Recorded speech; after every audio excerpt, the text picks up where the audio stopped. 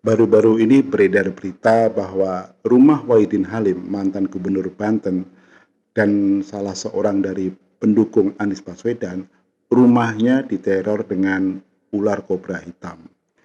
Menurut kronologi yang saya ambil dari media online, ular tersebut dibungkus dengan karung berwarna biru dan ternyata isinya ada 20 ekor ular kobra berwarna hitam. Dan kabarnya ular itu dilempar di halaman belakang rumah Wahidin Halim. Dan menurut kronologi yang beredar, ular tersebut dilempar pada saat subuh atau sekitar pukul 3 pagi. Dan anehnya, rumah Wahidin Halim di halaman belakang itu tidak mempunyai CCTV sama sekali. Ini yang sedikit ganjil. Karena sebagai seorang mantan gubernur yang juga pejabat tinggi, sedikit aneh ketika halaman belakang rumahnya tidak ada CCTV-nya.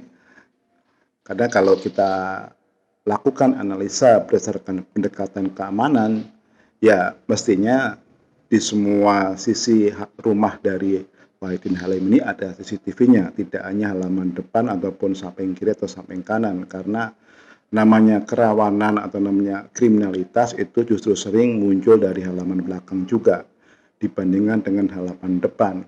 Pencuri tidak akan masuk dari halaman depan, tapi mereka akan masuk dari samping ataupun dari halaman belakang. Kasus ini dikait-kaitkan dengan rencana pertemuan Wahidin Halim dengan Anies Baswedan atau calon capres dari Nasdem di rumah Wahidin Halim. Ya, pastinya langsung mendapatkan sorotan media karena ini adalah salah satu bentuk kriminalitas juga, teror yang ditujukan kepada penghuni rumah tersebut. Ya, lepas apakah itu berkait dengan Anies Baswedan atau enggak. Tapi kan teror itu ditujukan kepada rumah Wahidin Halim.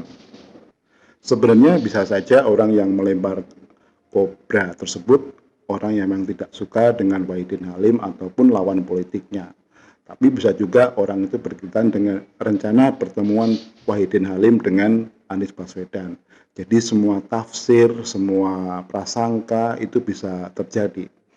Nah, lalu orang mengait-kaitkan antara teror tersebut dengan rencana kedatangan pertemuan Anies dengan Wahidin Halim, ya itu juga sah-sah saja. Karena namanya teror terhadap pejabat tinggi dalam dunia politik adalah suatu hal yang biasa.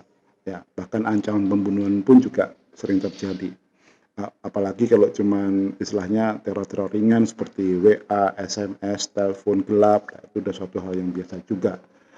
Nah, mungkin inilah satu kasus yang menarik ya, karena memang ini dikaitkan dengan Anies Baswedan dan teror itu dilakukan dengan menempatkan 20 ekor binatang yang berbahaya yaitu ular kobra.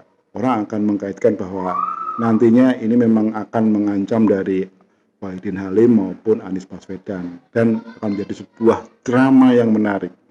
Tapi disinilah keberhasilan dari tim sukses Anies untuk membuat kasus ini menjadi besar dan menarik perhatian masyarakat terhadap Anies maupun Wahidin Halim ya. Kita juga tahu pastinya Wahidin Halim ini juga punya rencana-rencana atau agenda politik berkaitan dengan itu. Dan itu akan disinkronkan dengan Anies juga kan. Ya. Dan itu akan disinkronkan juga dengan agenda dari kubu Anies. Nah, sebelum peristiwa ini atau kasus ini, ketika Anies akan bersafari di salah satu lokasi di Aceh, ternyata tidak diberikan izin. Nah, saya juga nggak yakin apakah saat itu memang sebuah drama atau memang sebuah fakta. Karena kalau kita telah lebih lanjut, kedua-duanya bisa terjadi drama atau fakta. Nah, yang menarik, kenapa saya akhirnya menyimpulkan itu sebuah drama? Karena kasus itu menjadi istilahnya gorengan media online atau media-media nasional.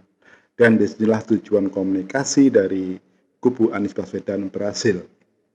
Karena Anies mendapatkan sorotan dari media nasional dan media-media lain. Meskipun dalam tanda kutip ini tidak berkaitan dengan kinerja ataupun dengan keberhasilan dia memimpin di masa lalu. Nah, hal sama terjadi pada saat ini pada kasus 20 ular kobra yang dilempar di halaman belakang Wahidin Halim. Bisa jadi orang akan berpikir seperti itu. Nah, kalau kita perhatikan dari sisi komunikasi, ini adalah sebuah hal yang lumrah sering dilakukan oleh tokoh politik untuk menarik simpati dengan trik atau strategi playing victim atau menjadi korban atau pura-pura menjadi korban. Memang trik ini sangat manjur di Indonesia. Pada era Megawati menjadi presiden, SBY atau Susilo Bambang Yudhoyono juga sukses menggunakan trik ini, di mana SBY dinarasikan mendapatkan perlakuan tidak adil dari almarhum Taufik Kemas yang tak lain adalah suami dari Megawati yang satu menjadi presiden.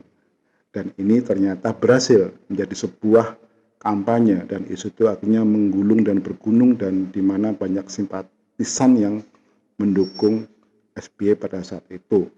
Dan itu adalah modal politik SBY saat itu untuk memenangkan Pilpres pertama kali di Indonesia. Dan beberapa waktu kemudian juga muncul berita bahwa pada saat kampanye di daerah SBY juga dilempar dengan telur busuk.